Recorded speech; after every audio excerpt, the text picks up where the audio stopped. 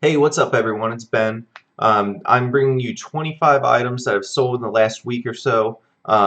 This is since my last video that I put out of them selling, so it's been about a week and a half-ish, a little over that. But this is so you guys can see what's actually selling, what I'm selling from what I'm picking up, and the stuff that's actually going and getting shipped out and that people are paying for. This is by no means everything that I've sold, but it's a good variety of various items that are selling. So it's not like all video games or all antiques or anything like that. It's a good mixture of everything. So let's get into it, starting with this first item. This is a vintage G.I. Joe Shockwave.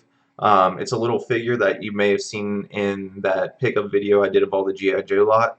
I paid 75 bucks for everything in that lot, and I sold this single figure for, actually, it says 199, but it was actually for best offer of 175, I believe. So great profit on that one. Vintage G.I. Joe stuff I don't know too much about, but this was definitely a great buy. That lot was amazing. Here we have an official Doom 64 strategy guide. I've had a bunch of strategy guides for a while. I picked up a whole box of them, like it was like 30 of them for $2 or something like that. But this was in it. I've already sold off a lot of them, and this just happened to be one that was laying around, sold for $24.95, and it shipped internationally, shipped medium mail, so that was a really cheap shipper. Sorry. Legend of Zelda: Link's Awakening. This is a video game. I actually picked this up yesterday at a thrift store at the Salvation Army half-off day. So if you follow me on Instagram, you actually saw the big bag of video game stuff, Game Boy games I picked up for $10. This one sold overnight for best offer of $29.95.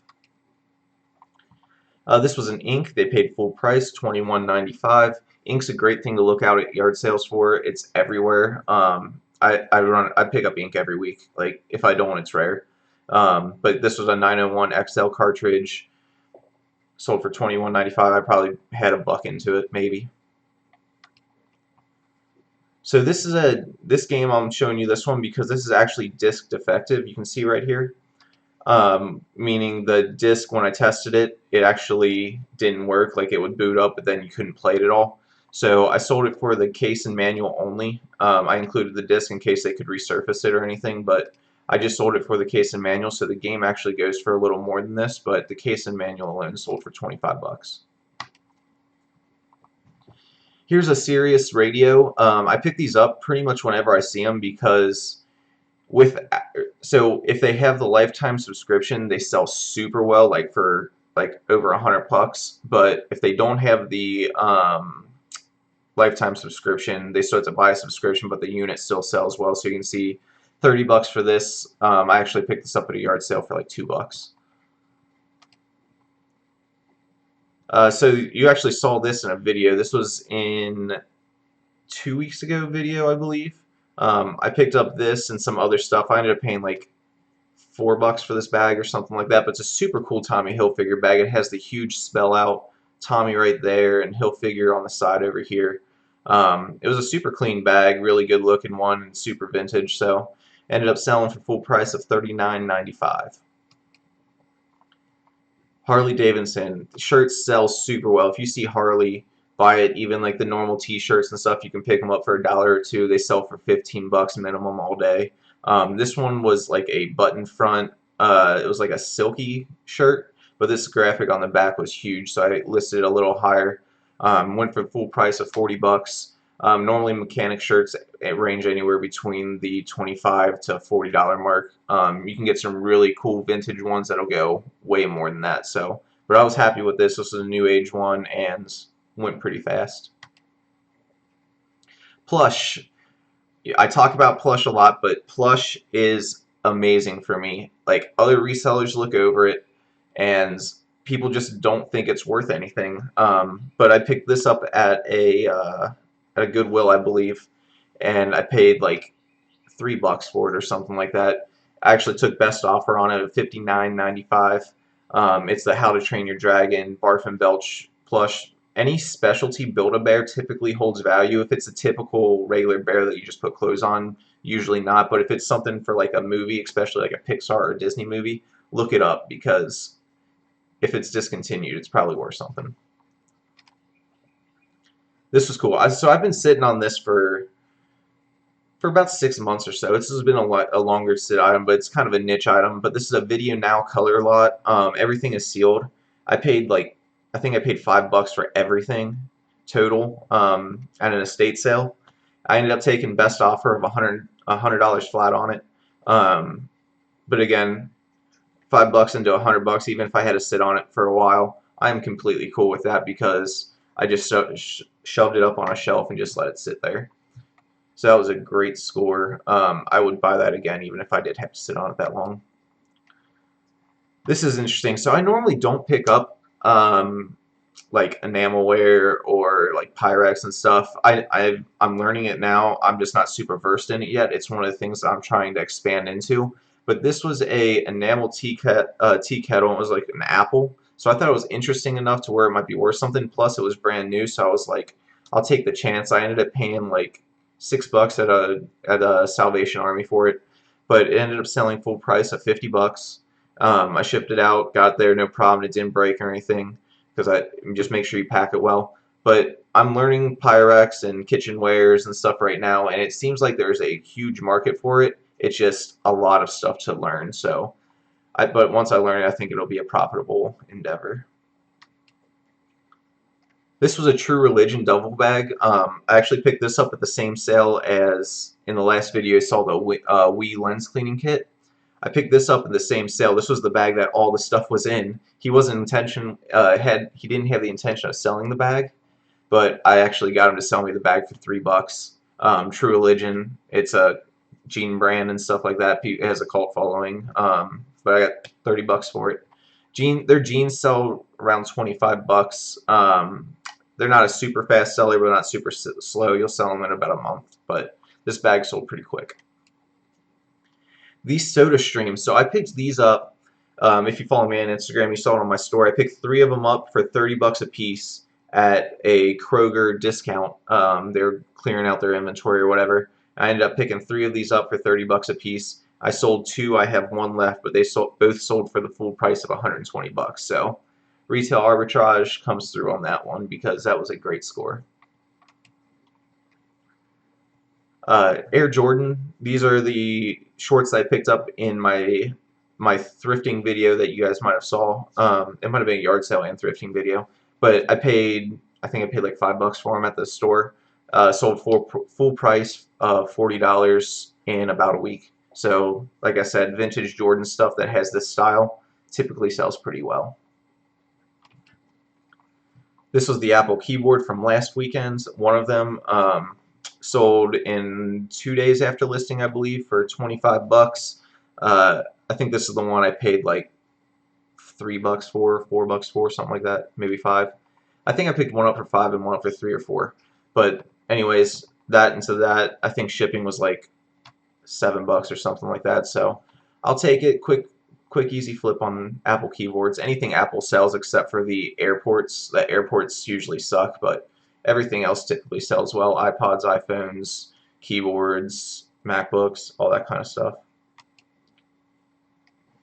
Starbucks. I had a couple people message me on like Instagram asking me why I'm picking up Starbucks mugs and stuff like that.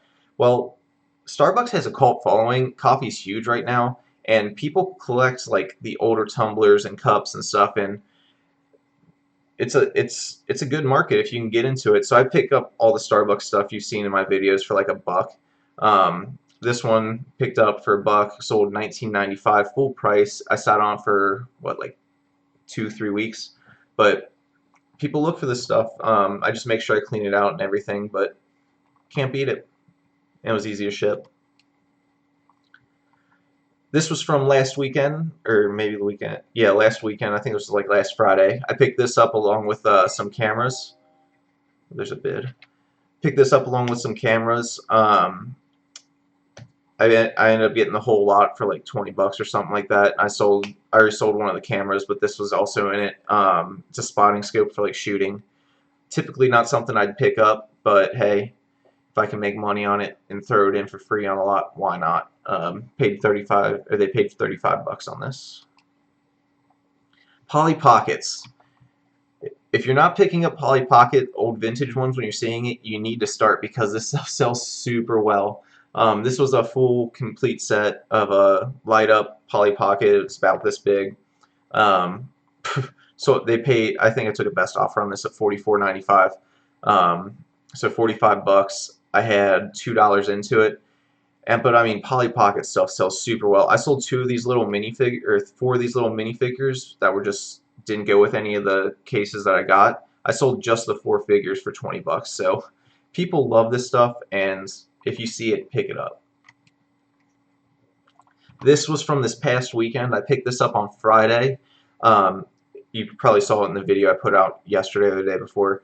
I picked it up on Friday, sold Saturday for $99.95. Picked it up, two of them up for $5, so $2.50 into this. Sold overnight for $100.